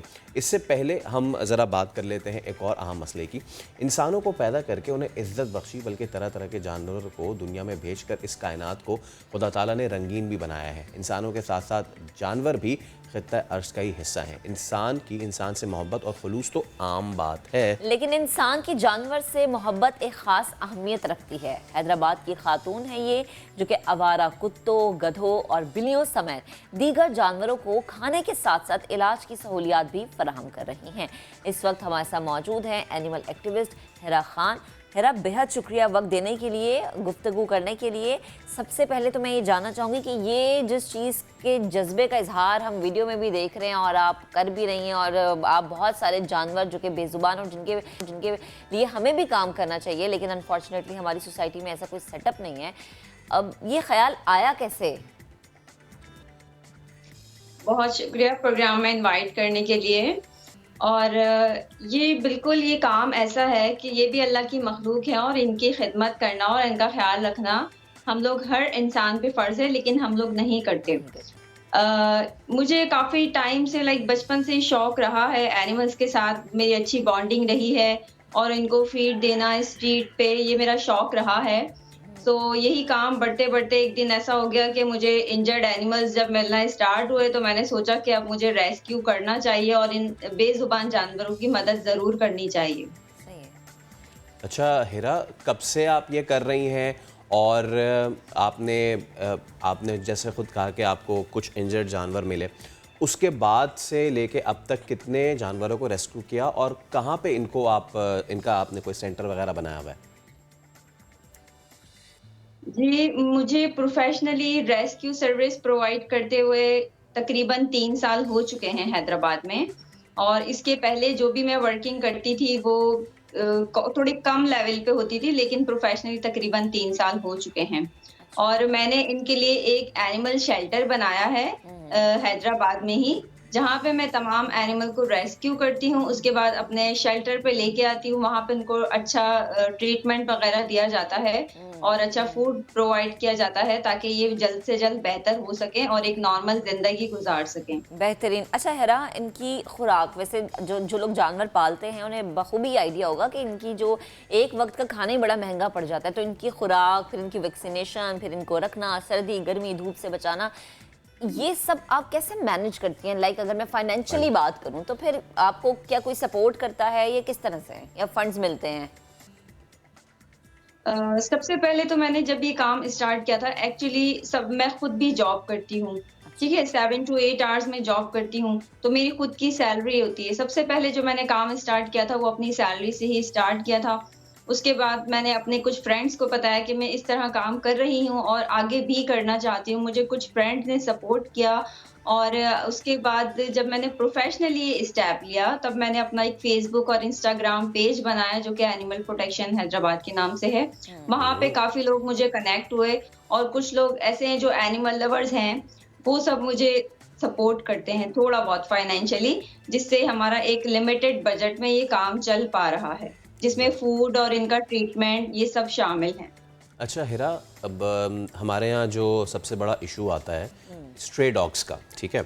अच्छा, अब होता ये है कि आप बाहर के ममालिक में देखें तो इस तरह के वाक़यात हमें नहीं सुनने को मिलते कि जी फ़लाँ कुत्ते ने काट लिया तो ऐसा हो गया तो वैसा हो गया। हमारे मुल्क में इस तरह की चीज़ क्यों होती है? क्योंकि जितना मैं एक्सपीरियंस कर पाया हूँ, स्ट्रे डॉग से जो हमारी बहैसियत सोसाइटी जो एक रवैया होता है वो बड़ा ख़राब होता है। हम कहीं भी देखते हैं उसको, छोटे बच्चे से लेकर बड़े आदमी तक, उसको पता नहीं कहाँ से फ़ियर आता है, वो उठाता है, पत्थर फेंक देता है। फिर उसका रिएक्शन होते होते ये होता है कि कुत्ते पहले डरते हैं, डरते फिर वो मज़ाहमत जब करते हैं तो फिर मामला ख़राब होने लगते हैं। गोलियां मारते हैं हमने देखा है और मतलब बड़े इस तरह के केसेस देखे कि दिल दुखता है। तो ये स्ट्रे डॉग्स को रेस्क्यू करना, और इसको लोगों को आप कैसे समझाएंगी कि आप प्लीज़ इन्हें पत्थर वगैरह ना मारें, बल्कि इनके साथ ज़रा रवैया बेहतर रखें? स्ट्रीट एनिमल्स से हमारे यहाँ जो एक अच्छा बिहेव रखना और एनिमल्स के साथ अच्छा चलना, इस चीज़ का हमारे पाकिस्तान में कल्चर बिल्कुल भी नहीं है और हमें ये चीज़ सिखाई भी नहीं जाती, ना ही हमारे स्कूल्स में, ना ही हमारे सराउंडिंग्स में। और मैं समझती हूँ कि हमारे पेरेंट्स भी ये चीज़ नहीं सिखाते। बहुत सारी चीज़ें सिखाते हैं लेकिन ये चीज़ बिल्कुल नहीं सिखाते कि जानवरों से आपने अच्छे से पेश आना है। इवन के बहुत सारे पेरेंट्स ऐसे भी होते हैं कि उनके बच्चे उनके ही सामने जानवरों को मार रहे होते हैं या उन पे जुल्म कर रहे होते हैं, तो वो बिल्कुल भी उन्हें मना नहीं करते कि बेटा ये बुरी बात है, आपने नहीं करना है। अगर आप उन्हें समझाएंगे नहीं तो किस तरह सीखेंगे कि एनिमल्स के साथ हमने अच्छा बिहेव करना है, ये भी हमारे मतलब एक मुआशरे का हिस्सा है, ये भी एक जानवर है, अल्लाह ने इसको पैदा किया है, इसका हमने ही ख्याल रखना है। तो ये चीज़ हमें सिखाई ही नहीं जाती, तो बच्चे फिर किस तरह सीखेंगे? अच्छा, जो लोग जानवरों को मारते हैं, मैं सिर्फ उनसे इतना कहना चाहूँगी, ये ज़मीन अल्लाह ताला ने इंसानों के लिए बनाई है, जानवरों के लिए भी बनाई है, प्लांट्स के लिए भी बनाई है, तो यहाँ पे सबने सरवाइव करना है। ये जमीन सिर्फ इंसानों के लिए नहीं है, जैसा कि लोग समझते हैं कि यहाँ पे सिर्फ हमने ही रहना है, बाकी मखलूक को ख़त्म कर दिया जाए, ऐसा बिल्कुल भी नहीं है। उनको मारने से थोड़ा आप गुरेज किया कीजिए। और डॉग्स खुद से बिल्कुल भी नहीं काटते हैं, जब तक आप उन्हें तंग ना करें वो स्ट्रीट डॉग्स नहीं काटते हैं। क्योंकि हमारी फील्ड है, हम लोग डेली बेसिस पे रेस्क्यू करने जाते हैं, हमारे पास डॉग बाइटिंग केस इतने नहीं आते हैं। मोस्टली जो हमारे पास केसेस आते हैं रेस्क्यू के लिए, वो सब ऐसे होते हैं जो इंसान ने ही उस पर जुल्म किया होता है, उसे डंडों से मारा होता है। रिसेंटली हमारे पास एक केस आया था जिसमें सिर्फ डॉग को बार्क करने पर एक बंदे ने उसे कुल्हाड़ी से सर पे वार किया था, वो हमारे पास रेस्क्यू पे आया था। तो इंसान से जो एक्सीडेंट्स होते हैं जानवरों के, वो केसेस हमारे पास आते हैं, या उनके ही जुल्म का शिकार केसेस आते हैं। जानवर तो नहीं मारते हैं। आप आज के बाद से, मेरी बात सुनने के बाद, मैं लोगों को कहना चाहूंगी कि जानवरों से थोड़ा सा अच्छे से पेश आएं। उनको थोड़ा बहुत अगर आप खाना भी दे सकें आप दें। आप देखें कि इंसानों से बहुत अच्छी मोहब्बत भी करेंगे, वो आपसे दोस्त भी बनेंगे, आपसे बहुत क्लोज भी होंगे। सही। अच्छा हेरा, जैसे कि जब आपके पास ये चाहे कोई भी बिल्ली है, कुत्ता, ये कि कोई भी एक जानवर आपके पास आता है, जाहिर है उसकी एज ज़्यादा भी हो जाती है, आप उसे रेस्क्यू भी कर रही होती हैं, तो क्या इनको कोई ट्रेनिंग भी दी जाती है, फिर बाद में कुछ सिखाया जाता है या कुछ भी इस तरह की ट्रेनिंग? क्योंकि अक्सर जानवरों को दिया जाता है, लेकिन वो जानवर होते हैं जो कि छोटे छोटे से होते हैं और घरों में होते हैं, तो शुरू से घर में उनको ट्रेनिंग दी जाती है। जी जी बिल्कुल, हमारे पास स्ट्रीट एनिमल जो रेस्क्यू के लिए आते हैं उसमें कैट्स और डॉग्स मोस्टली होते हैं, डोंकीज भी होते हैं। तो कैट्स और डॉग्स थोड़े एग्रेसिव भी हो जाते हैं समटाइम्स, क्योंकि एक तो वो इंजर्ड होते हैं, बहुत सारी मुश्किलात का शिकार होते हैं, और फिर हम उन्हें रेस्क्यू करके लाते हैं, केज में रखते हैं, तो वो थोड़ा एग्रेसिव होते हैं। लेकिन हम उनको प्यार भी करते हैं, उनको बातें भी उनसे करते हैं, उनके साथ थोड़ा टाइम स्पेंड करते हैं, तो वो बहुत जल्दी समझ जाते हैं कि ये इंसान हमारे लिए कुछ बेहतर सोच रहा है, या हमें मारेगा नहीं, हम पे जुल्म नहीं करेगा। तो हम उनको इस तरह बातें भी करते हैं, उनको प्यार भी करते हैं, उनको थोड़ा टाइम जो है वो अपने शेल्टर जो है वहाँ पे मतलब वॉक भी करवाते हैं। तो इस तरह वो समझते हैं कि हमारा इनसे अच्छा बॉन्ड हो गया है, और वो तकरीबन 10 to 15 डेज में काफ़ी हद तक ट्रेन भी हो जाते हैं। वही स्ट्रीट डॉग्स जिनको लोग मारते हैं, वो 15 to 20 डेज में हमारे पास बहुत अच्छे जो है वो फ्रेंड्स बन जाते हैं। ठीक है। और आखिर में मैं चाहूँगा हेरा, आप बड़ा ज़बरदस्त काम कर रही हैं, इसी तरह के कुछ काम यहाँ कराची में भी कुछ लोगों ने अपना बीड़ा उठाया हुआ है। क्या हुकूमती सतह पे आपको कभी कोई पजीराई हुई, या हुकूमती सतह पे इस तरह की चीज़ आपने होते हुए देखी कि कोई ऑफिशियल चीज़ हो रही है कि जो ये काम कर रही है, या फिर ये अभी तक सिर्फ प्राइवेट लोग ही अपनी अपनी मोहब्बत में कर रहे हैं? बिल्कुल, कराची, लाहौर और पाकिस्तान के बहुत सारे शहरों में लोग अपने प्राइवेटली ही ये काम कर रहे हैं और अपने शौक से कर रहे हैं। जो नेचुरली अल्लाह ताला ने कुछ लोगों को एनिमल लवर बनाया है, जो एनिमल लवर्स हैं, वो ये सारा काम कर रहे हैं। लेकिन गवर्नमेंट लेवल पे अब तक कोई पजीराई भी नहीं मिली है। इवन कि ये काम गवर्नमेंट का है, बाकी दुनिया में ये तमाम काम गवर्नमेंट अपनी जिम्मेदारी समझते हुए करती है, लेकिन पाकिस्तान में ऐसा नहीं है। पाकिस्तान में सब लोग अपने शौक से और प्राइवेटली ये काम कर रहे हैं। तो मुझे भी गवर्नमेंट की तरफ से कभी कोई एप्रिसिएशन या कोई हेल्प नहीं मिली है। सो मैं गवर्नमेंट से कहना चाहती हूँ कि हम लोगों को सपोर्ट करें, ताकि हम अपने पाकिस्तान के लिए, अपने शहरों के लिए ये बेहतर काम कर सकें। बहुत अच्छा आपने ये बात भी, बहुत शुक्रिया हेरा आपका, बहुत अच्छी आपने बात की। सेगमेंट से उन लोगों को पैगाम है जो जाहिर सी बात है सड़कों पे कुत्ते बिल्लियों को पत्थर मारते हैं, या फिर ये उन चंद दोस्तों को भी पैगाम जाना चाहिए जो कोई सियासी जलसा होता है ना, तो अमेरिका मुर्दाबाद लिखने के लिए किसी भी गधे को लाते हैं। अच्छा। और उसको तशद्दुद यहाँ पे हो चुका है, उसको तशद्दुद का निशाना भी बनाते हैं, उस पर कोई परचम लगा के उसको जूते चप्पल मारते हैं, और फिर ये कहते हैं कि ये तो हम उस फला मुल्क के खिलाफ कर रहे हैं। ये तो उनके लिए भी ये एक मैसेज है, अगर आपको कहीं प्रोटेस्ट रिकॉर्ड कराना है तो आप नारेबाजी कर लें, अल्लाह की किसी मखलूक को इस तरह आप गजंद नहीं पहुंचाएं प्लीज। तो चलें आगे बढ़ते हैं। एक अहम खबर है, NA 122 में दोबारा इलेक्शन के खिलाफ फैयाज सादिक की अपील पर सुप्रीम कोर्ट में समाअत हुई है। अदालत ने वज़ीर आज़म इमरान खान को नोटिस जारी कर दिया है। केस की समाअत के बारे में मजीद बात करेंगे अपने नुमाइंदे जुल्करनैन इकबाल से भी। अभी आपको बता रहे हैं यह अहम खबर, अहम मामला जिससे मुतालिक अपडेट किया जा रहा है। NA 122 जिसमें दोबारा इलेक्शन के खिलाफ फैयाज सादिक की अपील पर सुप्रीम कोर्ट में आज समाअत हुई है, और अदालत ने वज़ीर आज़म इमरान खान को नोटिस जारी किया है। केस की समाअत जो है उसके बारे में भी बात करेंगे, मजीद डिटेल्स लेंगे। NA 122 का मामला जिसमें दोबारा इलेक्शन के खिलाफ फैयाज सादिक की अपील पर सुप्रीम कोर्ट में आज समाअत हुई है। NA 122 में दोबारा इलेक्शन के खिलाफ अयाज सादिक की अपील पर समाअत। सुप्रीम कोर्ट ने अयाज सादिक की अपील पर वजीर आजम को नोटिस जारी कर दिया है। चीफ जस्टिस ने रिमार्क्स दिए कि साल 2013 वाली असम्बली का दौरा इन्हें तो खत्म हो चुका है। ऐसे में लीगी रहनुमा के वकील ने कहा कि अयाज सादिक को जुर्माना हुआ था जिसके खिलाफ अपील की गई है। नाजरा को रिकॉर्ड जायजे के अखराजात अदा करने का हुक्म दिया है। और वज़ीर आज़म इमरान खान ने दौरा लाहौर से पहले सीनियर पार्टी रहनुमाओं को मुलाकात के लिए बनी गाला तलब किया है। परवेज खटक, शाह महमूद कुरैशी, असद उमर और दीगर तहरीक अदम एतमाद और पंजाब की सियासी सूरत हाल पर मुशावरत की जाएगी। तो आज बड़ों की बड़ी बैठक होगी, बनीगाला में हिकमत अमली अपनाई जाएगी। और जैसे कि हम देख रहे हैं कि पाकिस्तान की सियासत में एक हलचल मचा हुआ है, एक जानिब अपोजिशन एक्टिव है और एक जानिब हुकूमती अरकान एक्टिव है। तो आज बनीगाला में बैठक होगी जिसमें परवेज खटक शामिल होंगे, शाह महमूद कुरैशी और असद उमर, और इसके साथ ही साथ दीगर लोग भी इस बैठक का हिस्सा बनेंगे। वज़ीर आज़म इमरान खान ने सीनियर पार्टी रहनुमाओं का इजलास बनी गाला में बुलाया। अब्बास शब्बीर आगाह कीजिए। जी बिल्कुल, परवेज खटक, शाह महमूद कुरैशी, असद उमर और फवाद चौधरी कुछ देर बाद बनी गाला पहुंचेंगे। लाहौर रवानगी से पहले वज़ीर आज़म इमरान खान सीनियर रहनुमाओं से मशावरत करेंगे, क्योंकि लाहौर में आज एक अहम दिन है जिसमें पार्लिमानी पार्टी की मीटिंग है, अरकान सूबाई असम्बली से मुलाकात है और पंजाब की जो सियासी सूरत हाल है वो उसको किस तरीके से आगे लेकर चलना है, वज़ीर आज़म इमरान खान सीनियर क़यादत से मशावरत करेंगे।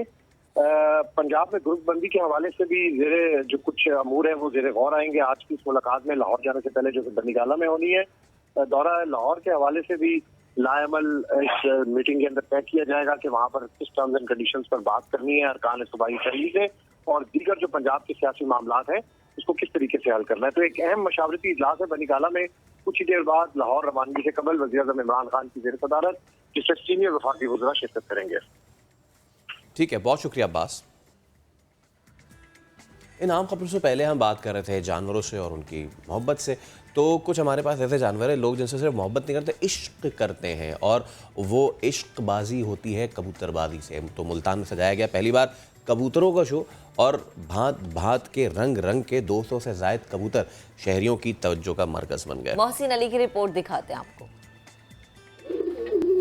मुल्तान में सजा कबूतरों का शो, जिसमें ग्रे, रॉकी, ताज, वहेड केयर और ब्लैक किंग समेत 20 से ज़ायद नायाब नस्ल के 200 कबूतरों ने एंट्री दी। शौकीन अफराद के नाजो नखरों से पले कबूतरों को शुरा देखते रह गए। बहुत अच्छी उन्होंने जजिंग की है, उसमें ये पता लगता है लोगों को कि आपने अपने बर्ड को कैसे ब्रीड करवाना है, एक बर्ड को बनाना किस तरह है, और ये इन शोज़ के बगैर मुमकिन नहीं है। बर्ड खड़ा हो वो खुद बता देता है कि जो उसका कॉन्फिडेंस होता है, बॉडी शेप जो होती है, फीदर क्वालिटी होती है, इसमें उसके फीचर्स होते हैं, हेड है, नेक है, फुट स्टांस है, बहुत सी चीज़ें हैं देखने वाली। नायाब नस्ल में कबूतरों के रंग निराले, ऊंची गर्दन, लाल चोंच, घुंघरियाले बाल वाले कबूतर तवज्जो का मरकज बने रहे, जबकि ब्लैक किंग नामी कबूतर ने मुकाबला जीत लिया। मैंने फर्स्ट टाइम माशाल्लाह पार्टिसिपेट किया है, तो ये मैंने इसके जो पेरेंट्स हैं वो मैंने बाइट्स इंपोर्ट करवाए थे, तो अल्हम्दुलिल्लाह यहाँ 216 बर्ड्स थे, 216 बर्ड्स थे टोटल, ठीक है। उसमें से मैंने माशाल्लाह एक चिक्स जो है माशाल्लाह मेरा जो है फर्स्ट पोजीशन पे आया अल्हम्दुलिल्लाह। जीतने वाले कबूतर के मालिक को इनामात से नवाजा गया। कबूतरों के शो का मकसद मालकान की हौसला अफजाई के साथ साथ शहरियों को तफरीह का मौका भी फराहम करना है। कैमरामैन चौधरी महबूब के साथ मोहसिन अली, समा, मुल्तान। एक ब्रेक के बाद दोबारा आते हैं और फिर बहुत सारी बातें करते हैं।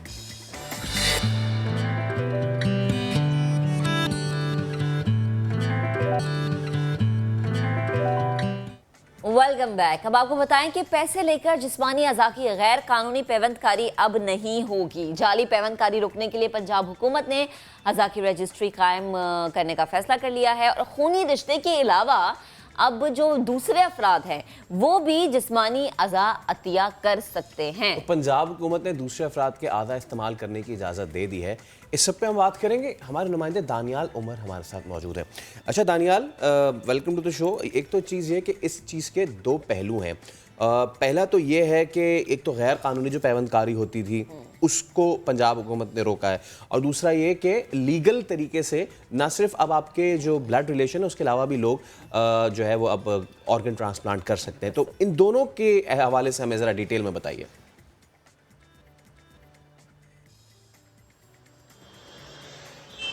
फैसल, पहले जो लॉ है पंजाब का, जो कानून है, उसके मुताबिक आप सिर्फ और सिर्फ अपने जो खूनी रिश्ता है, माँ बाप हैं, बहन भाई हैं, सिर्फ उनका जो ऑर्गन है वो ले सकते हैं। अगर किसी भी सूरत में आपको लिवर ट्रांसप्लांट की ज़रूरत है, आपको किडनी ट्रांसप्लांट की ज़रूरत है, आपको दूसरी स्टेम सेल थेरेपी की, किसी भी और चीज़ की जो है वो ज़रूरत पड़ती है अगर आपका अज़ा काम करना बंद कर जाता है, क्योंकि उसकी बड़ी वजह ये है कि एक तो कमर्शलिज्म का फैक्टर बहुत ज़्यादा इन हो गया था, और बहुत लोगों ने अपने जो अज़ा हैं जिसमें लिवर्स हैं, किडनीज हैं वो बेचना शुरू कर दी थी और लाखों रुपए में बेचकर जो है वो लोगों के ट्रांसप्लांट किए जा रहे थे। और दूसरी बात ये इसमें शामिल हो जाती थी कि इसके लिए एक खास जो प्रोसेस है उसको एक खास इन्वायरमेंट की ज़रूरत है, और अगर वो इन्वायरमेंट ना हो तो जो डोनर है और रिसिपेंट है दोनों की मौत भी वाक़ई हो सकती है, जो कि हमने कई दफ़ा देखा भी है। बहुत बड़े ग्रोह भी इस सारे अमल में जो है वो पकड़े गए हैं। लेकिन अब जो पंजाब हुकूमत ने ये फैसला किया है उससे होगा ये कि जो खूनी रिश्ते हैं कई दफ़ा ऐसा होता है कि वो अपना जो ऑर्गन है वो ट्रांसप्लांट के लिए नहीं दे सकते, और उसके बाद आपको ज़िंदगी बचाने के लिए किसी की ज़रूरत पड़ती है कि आप बाहर से किसी का ऑर्गन जो है वो लें। और इसके लिए जो कमर्शियलिज्म का फैक्टर खत्म हो, कोई पैसे लेके लोग ना बेचे, तो रजिस्ट्री कायम की जाएगी। दोनों का आपस में कोई भी ताल्लुक नहीं होगा, वो फ़ोन पे भी नहीं बात करेंगे, वो किसी तरह मिलेंगे भी नहीं, और एक दूसरे के जो पार्ट्स हैं जिस डोनर को ज़रूरत है उसको दूसरे रिसिपेंट एक जगह पर रजिस्टर होंगे और उनको वो जो ऑर्गन है वो ट्रांसप्लांट कर दिया जाएगा, जिसके लिए अब बाकायदा तौर पर पंजाब ह्यूमन ट्रांसप्लांट अथॉरिटी जो है वो उसने इस बात की मंजूरी भी दे दी है। हमने माजी में भी ऐसी बहुत सारे किस्से सुने हैं, बहुत मारूफ वाक़यात भी सुने हैं। मारूफ कॉमेडियन हैं उमर शरीफ साहब, जिनकी जो बेटी हैं उनको भी इसी तरह से गैर कानूनी जो किडनी है उसकी पेवंदकारी की गई, जिसके बाद वो जाबर ना हो सकी, उसकी डेथ होगी। जिसके बाद हमने देखा कि जो मारूफ कॉमेडियन उमर शरीफ साहब हैं उनकी भी हेल्थ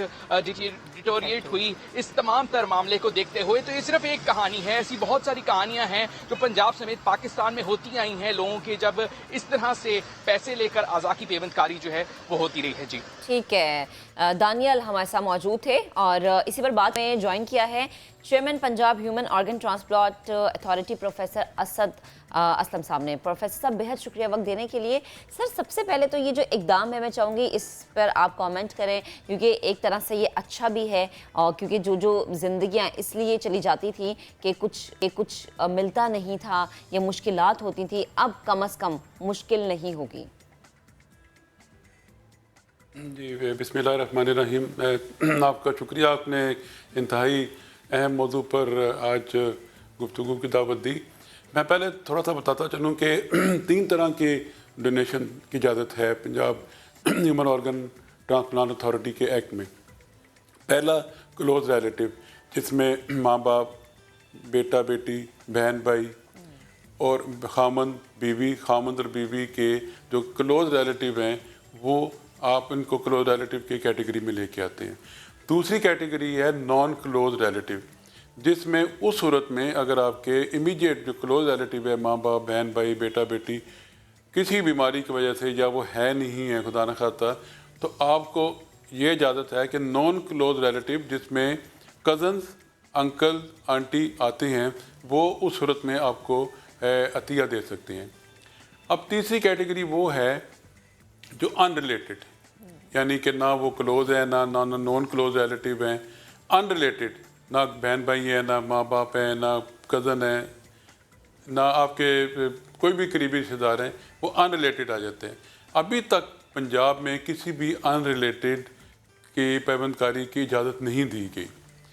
ये जो स्वैप ट्रांसप्लांट है ना, मैं थोड़ा सा इसको वादा करना चाहता हूँ कि ये थोड़ा सा इसको मिसकॉन्सेप्ट लिया जा रहा है कि शायद हमने अनरिलेटेड की इजाज़त दे दी है।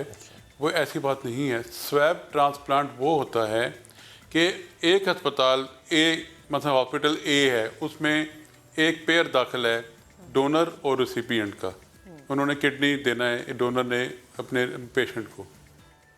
एक और पेयर भी दाखिल है, उसने भी अपने डोनर ने अपने रिसिपिएंट को किडनी देना है, लेकिन इत्तेफाक से एक पेयर का डोनर और रिसिपिएंट और दूसरे पेयर का डोनर और रिसिपिएंट आपस में मैच नहीं कर रहे, किसी की वजह से, HLA की वजह से, ब्लड ग्रुप की वजह से।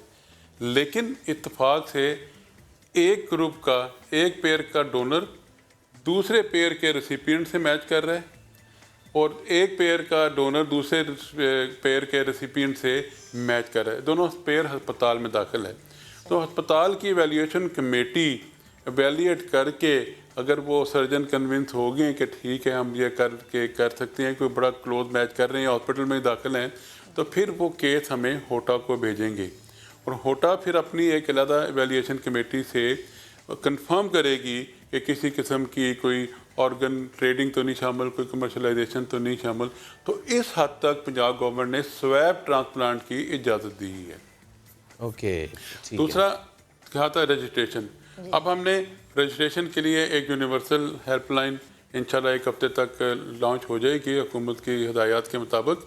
उस पर जो भी लोग डोनेट करना चाहते हैं वो अपने आप को रजिस्टर कराएंगे, और जो मरीज़ हैं जो इनको ज़रूरत है ऑर्गन की वो भी रजिस्टर करेंगे।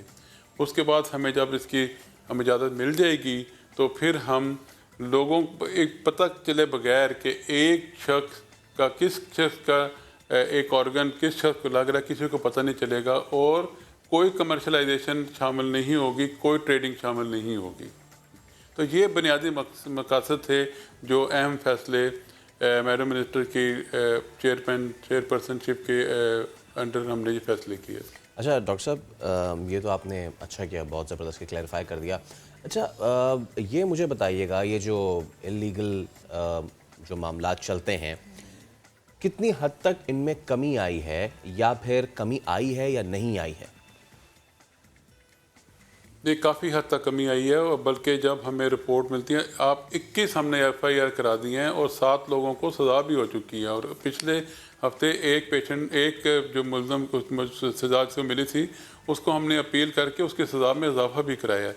तो हमारी एक पूरा विजिलेंस डिपार्टमेंट है, और इसके अलावा डिस्ट्रिक्ट कमिश्नर के अंडर डिस्ट्रिक्ट विजिलेंस कमेटी शामिल है, और डिस्ट्रिक्ट विजिलेंस की जो लॉ एंड ऑर्डर की मीटिंग होती है डिस्ट्रिक्ट लेवल पर, हर डिस्ट्रिक्ट लेवल पर, उसमें ये एजेंडा आइटम चीफ सेक्रेटरी साहब की हिदायत पर है कि इसमें एजेंडा आइटम होगा कि पूरे डिस्ट्रिक्ट में कोई किसी इलीगल ट्रांसप्लांट या कमर्शलाइजेशन की इतला तो नहीं है। उस मीटिंग में डिस्कस होता है और उसकी रिपोर्ट हमें आती है, तो फिर हम उसको चीफ सेक्रेटरी साहब को सबमिट करते हैं। इसके अलावा हमारे जो विजिलेंस डिपार्टमेंट है वो हमारे जितने मुख्तलिफ हॉस्पिटल्स हैं उसमें ख़ास तौर पर जो डायलिसिस सेंटर है सबसे ज़्यादा वहाँ पर ट्रेडिंग होती है। जो टेक्नीशियन है वो कहते हैं पेशेंट को मैं तुम्हें गुर्दा अरेंज कर देता हूँ, तो विजिलेंस कमेटी वहाँ पर जाके डायलिसिस सेंटर के पेशेंट से वक्तन फर्दन उनसे इंटरव्यू लेते हैं कि आपको किसी ने इंटरव्यू लेके आपको किसी ने किसी ऑर्गन गुर्दे की आपको ऑफर तो नहीं की लेके जाने। तो विजिलेंस डिपार्टमेंट हमारा काफ़ी एक्टिव है। डिस्ट्रिक्ट लेवल पर लॉ एंड ऑर्डर की जो मीटिंग होती है उसमें बाकायदा ये एजेंडा आइटम है। तो काफ़ी हद तक इसमें कमी आई है, और ये भी है कि अब लोग भी बताना शुरू हो गए हैं कि इस अस्पताल में ये गैर कानूनी धंधा हो रहा है। तो मतलब पिछले दिनों हमें 2-3 हफ्ते पहले की बात है, हमें इतला मिली कि मांगा मंडी में अस्पताल में ये किया, तो हमने अपनी विजिलेंस कमेटी को रात को 11 बजे भेजा है, धुंध भी थी लेकिन 11 बजे जाकर उन्होंने आके उनको सबको अरेस्ट करके, और सब लोग इस वक्त ज़ेरे हिरासत हैं, उस पर मुकदमा चल रही हैं। सही। अच्छा डॉक्टर साहब, एक और चीज़ मैं पूछना चाहूँगी, जैसे कि आपने निशानदेही भी की कि गैर कानूनी जो था उसके हवाले से बड़े इक़दामात भी उठाए गए हैं, लेकिन मुकम्मल तौर पर अभी इन चीज़ों का ख़ात्मा भी नहीं हुआ है, जो कि इंशाल्लाह हम सोच ये रखते हैं कि इन फ्यूचर हो जाएगा। मुझे ये बताएं कि आने वाले वक्त में क्या हम इस चीज़ को मज़ीद एडवांस देख सकते हैं? जैसे कि आपने कहा कि एक मकसद बताया कि किसी दूसरे की के अज़ा को मुंतकिल करना, यानी हॉस्पिटल के लेवल तक है ये। आने वाले वक्त में इन फ्यूचर ये चीज़ें मज़ीद एडवांस हो सकेंगी? देखें, हम और जिस पहलू पर काम कर रहे हैं वो डिजीज़्ड ऑर्गन ट्रांसप्लांट है, यानी कि बाद अज़ मर्ग और ब्रेन डेथ जो लोग हैं वो अपने ऑर्गन डोनेट कर दें। तो बाद अज़ मर्ग के तो हमें रजिस्ट्रेशन होगी, और जब खाना खासा किसी की डेथ होती है तो हमें रिलेटिव फ़ौरन इतला देंगे, तो हमारे जो टीम है जो हॉस्पिटल को हमने अटैच किया होगा वो जहाँ के जो ऑर्गन निकाले जा सकते हैं उनको निकालने के लिए बाकायदा एक सेंटर में जाके इस पर काम हो रहा है। दूसरा है क्या नाम है इसका, ब्रेन डेथ जो पेशेंट हैं जो अस्पतालों में दाखिल हैं, जो उनको ब्रेन डेथ है, उनका सिर्फ हार्ट चल रहा है लेकिन उनके वापसी की कोई उम्मीद नहीं है, तो उनके अटेंडेंट के साथ उनको काउंसलिंग करके उनको बता के कि आपके पेशेंट की ज़िंदगी का कोई चांस नहीं है, तो अगर आप इजाज़त दें तो हम इन पेशेंट के ये ऑर्गन उसी अस्पताल में रहते हुए जो और मरीज़ जिसको ज़रूरत है वहाँ पर उसको निकाल के उसको लगाए जा सकते हैं। लेकिन इसमें कोई कमर्शलाइजेशन नहीं होगी, कोई ट्रेडिंग नहीं होगी, कोई मिडल मैन नहीं होगा। ये सारी अस्पताल की इंतज़ामिया और पी होटा की इंतज़ामिया इसमें इन्वॉल्व होगी टू कंफर्म करें कि किसी किस्म की कोई कमर्शलाइजेशन नहीं हो रही। ठीक है। बहुत सारे लोग इस तरह के भी होते हैं जो ये वसीयत कर जाते हैं कि हमने जो है इस तरह की चीज़ें करनी है डोनेट, हमारी आंखें डोनेट कर दें या दिल, ठीक है ना। अच्छा, उसके लिए डॉक्टर साहब ये वसीयत भी हो गई, सारी चीज़ें भी हो गई, इनको कैसे आप लोग जांचते हैं कि क्या ये इतना आसान होता है कि उन्होंने वसीयत कर दी एंड उनका फिर बाद में ऑर्गन ट्रांसप्लांट कर दिया? मैं चाहूँगा लोगों को ये बताएं कि वो सिर्फ ऑर्गन का ट्रांसप्लांट होना ज़रूरी नहीं है, बल्कि उन ऑर्गन्स का गालिबन हेल्थी होना भी बहुत ज़रूरी है। बिल्कुल, ये बुनियादी तौर पर देखें, एक वक्त मुकर्रर होता है कि इतने अरसे में आपने डेथ के बाद ये आपने ऑर्गन निकालने हैं। मतलब आँख का कॉर्निया है, डेथ के 6 घंटे के बाद आपको हर सूरत में निकालना है। उसके बाद कॉर्निया को आप 3 से 15 दिन तक स्पेशल सोल्यूशन में आप रख सकते हैं, कॉर्नियल बैंक में स्टोर करके उसको आप किसी और को कॉर्निया लगा सकते हैं। लेकिन बाकी जो ऑर्गन है, किडनी हो गया, लिवर हो गया, उसमें ये कोई नहीं होता कि आपने उनको स्टोर कर लिया, वो उसमें स्टोरेज की कोई गुंजाइश ही नहीं होती। वो जिस वक्त निकाला है उसी वक्त लगाने पड़ते हैं। इसलिए सिवाय कॉर्निया के बाकी तमाम अज़ा जिस वक्त एक डोनर से लिए उसी वक्त रेसिपिएंट को लगाए जाने चाहिए, वरना उस लेट करने से फ़ायदा कोई नहीं होगा, बल्कि वो एक फेलियर होगा। अच्छा डॉक्टर साहब, लास्ट में बता दें, अगर किसी से कोई भी ऑर्गन लिया गया है और वो डोनेट किया जा रहा है तो पहले उसको प्रॉपर चेक किया जाएगा क्या है? जैसे आंख का जिक्र किया कि किसी को पहले से तो उसमें कोई बीमारी तो नहीं थी, या फिर जैसे दिल की बात है कि उस शख्स को दिल के तो कोई मसले नहीं थे, ये भी चेक एंड बैलेंस रखा जाएगा? पहले हम सारे ये HIV, हेपेटाइटिस वगैरह, ये सारी स्क्रीनिंग होती है, और जब स्क्रीनिंग होने के बाद ही हम किसी डोनर को, किसी रेसिपिएंट को ऑर्गन दे सकते हैं।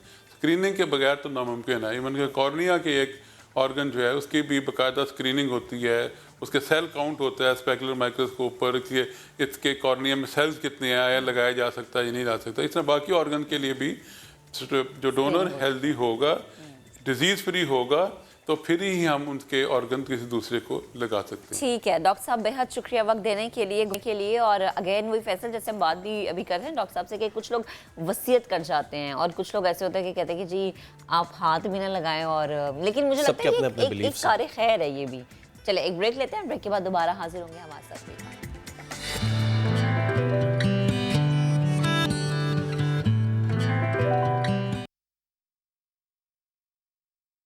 आपको ले चलते हैं, हमजा शहबाज इस वक्त मीडिया से गुफ्तगू कर रहे हैं। इतना कुछ कह गया, उसके बाद मजबूरन इसके अपने वजीर ख़जाना को कहना पड़ा कि ये बात पब्लिकली नहीं करनी चाहिए थी।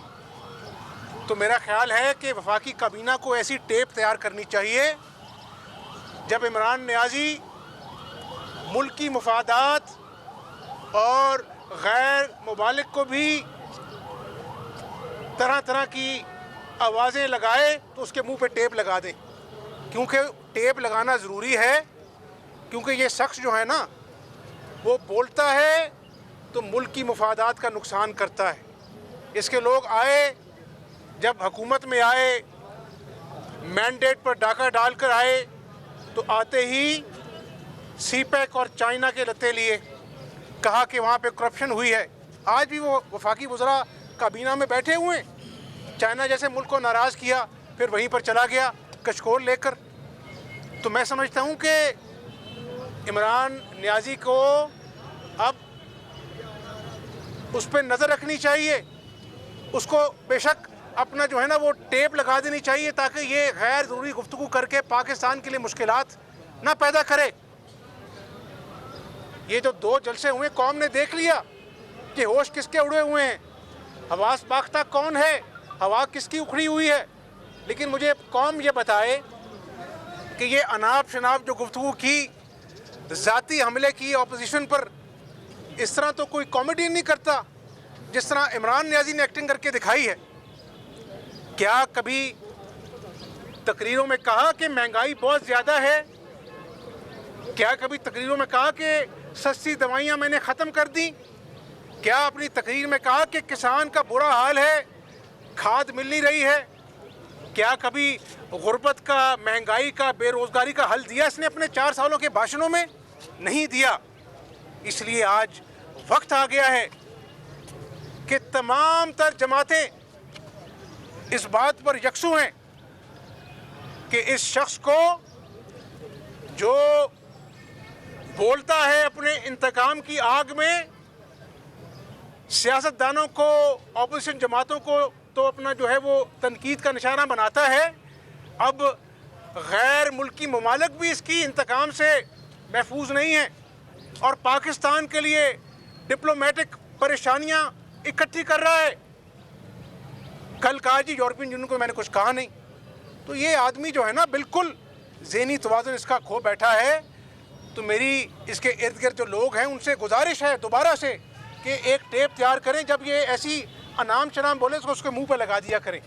ये पाकिस्तान का नुकसान कर रहा है, इसने पाकिस्तान की मईशत की बुनियादें हिला दी हैं। तो अब इंशाअल्लाह ये राउंड है, आखिरी राउंड है और ये कोई अपोजिशन की जंग नहीं है, ये अवाम के मसाइल की जंग है। अवाम को भूखा किया, महंगाई में पीस दिया, बेरोजगारी की चक्की में झोंक दिया, बच्चों के मुंह से दूध छीन लिया। तो इंशाअल्लाह अब इसने जो करना है कर ले। अल्लाह के फजल करम से अदम एतमाद की तहरीक कामयाब होगी और इसको घर भेजेंगे और हम इससे इंतकाम ले लेंगे, हम इससे जवाब लेंगे उन तमाम वादों का जो इसने पाकिस्तानी अवाम से कर कर उनको झांसा दिया। और इमरान नियाज़ी तुम्हें जवाब देना होगा, तुम जितनी मर्जी अखलाक की धज्जियां उड़ा लो, तुम्हारे लहजे में मैं जवाब नहीं दूंगा। हम तुम्हें सियासी जवाब देंगे, कानूनी जवाब देंगे, पार्लियामेंट के अंदर भी देंगे, पार्लियामेंट के बाहर भी देंगे। तो इंशाअल्लाह ताला कौम अब इसकी बातों पे ध्यान न दे, इधर से सुने इधर से निकाल दे। यानी जिस शख्स को ये एहसास नहीं है कि आज पाकिस्तानी मईशत जो है वो सिसकियाँ ले रही है, पाकिस्तानी मईशत आज ICU में है, जहाँ पर जिन ममालिक से हमारी तजारत होती है उन्हीं यूरोपियन यूनियन के ममालिक को जलसे में ललकारा है। ये कोई इंसान है? इसके अपना मेरा ख्याल दिमाग का जो ऊपर वाला चेंबर है वो खाली है। ये मुल्क के लिए ख़तरा बन चुका है, इसलिए अब इंशाअल्लाह इसका जाना ज़रूरी है। अच्छा हमदाद साहब, आप यहाँ पर बात करें तहरीक अदम एतमाद के हवाले से बात करें वफाक में, तो जहांगीर तरीन लंदन में है इस वक्त और अलीम खान भी लंदन में है। उनकी क्या नवाज शरीफ से मुलाकात होने जा रही है और आप लोगों से क्या राब्ता हो चुका है उनका? मुस्लिम लीग का तमाम अहम जमातों से राब्ता है, इत्तेहादी जमातों से राब्ता है और ये राब्ता किसी की ज़ात के लिए नहीं है, ये राब्ता हुकूमत गिराने के लिए नहीं है। ये राब्ता इसलिए है कि आज इस मुल्क की आवाम सूबों में कह रही है, हमसे पूछती है, मुझे रोक लेते हैं लोग कि कब इस जालिम हुक्मरान से हमारा छुटकारा हमें हासिल करा रहे हो। तो इसलिए ये कौमी फरीज़ा भी है, सियासी फरीज़ा भी है और अल्लाह की मखलूक को जिसने धोखा दिया झूठे वादों से, उसको अवाम की अदालत में जवाब दे करना भी ज़रूरी है। साहब ये बताइएगा कि क्या चौधरी परवेज़ लाई को वज़ीर आला बनाने का ऑप्शन मौजूद है या उन्होंने ट्रेन मिस कर दी है? मैं समझता हूँ कि हमारा जो गोल है ना वो बहुत बड़ा है। वज़ारत आला के चक्रों से बाहर निकल आएँ, पाकिस्तान की 22 करोड़ अवाम और पाकिस्तान के मुस्तक़बिल का सवाल है। ये एटमी क़ुव्वत है, इसके दुश्मन ज़्यादा हैं, दोस्त कम हैं। तो हमें पाकिस्तान के साथ दोस्ती निभानी है, अपनी पाकिस्तानियत का तकाज़ा निभाना है। उसके लिए पार्लियामेंट में अंदर जो अदम एतमाद की तहरीक है उसको कामयाब होना अज़द ज़रूरी है, ताकि दोबारा से तमाम सियासी जमातों के साथ मिलकर एक नया रोड मैप बनाएं और उस रोड मैप का वाहिद मकसद हो कि हमने मईशत को ठीक करना है, हमने पाकिस्तान में लॉ एंड ऑर्डर को ठीक करना है, दहशतगर्दी के ख़िलाफ़ जंग लड़नी है और जो पाकिस्तान की सताई हुई आवाम है उसके ज़ख्मों पर मरहम रखना है। बहुत शुक्रिया।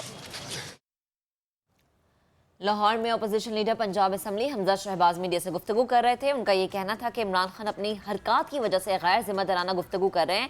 मैंडेट पर डाका डाल कर आए हैं ये लोग। पहले चाइना को नाराज़ किया, फिर वहीं से कशकोल लेकर चले गए और इमरान खान ने ज़ातियात पर हमले किए हैं। आज कौम इमरान खान के भाषण सुन रही है।